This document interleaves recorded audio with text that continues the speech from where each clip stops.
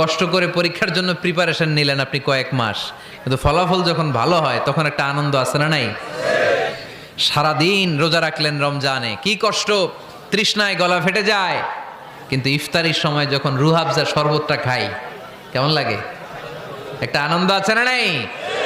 এজন্য আল্লাহ বললেন فإن مع العسر يسرا إن مع العسر يسرا ও নবী, কষ্টের দিন মক্কায় অল্প কিছু দিন, মদিনাতে আনন্দের দিন অপেক্ষা করছে। আমাদের জীবনে যদি দুঃখ কষ্ট আসে আমরা ধৈর্য ধরবো, তাওয়াক্কুল করবো একজনের উপর, তিনি কে? কারণ আমরা বিশ্বাস করি কষ্টের দিন এটা চিরকালের জন্য নয়, সামনে আনন্দের দিন আমাদের জন্য সেট করে রেখেছে কে? তাহলে আমরা সূরাতুল ইনশিরাহ থেকে 3টা নেয়ামতের বর্ণনা শুনলাম, বিশ্বনবীকে কি সান্ত্বনা দেয়া হলো সেটা শুনলাম। এবার 2টা গাইডলাইন শুনে তাফসীর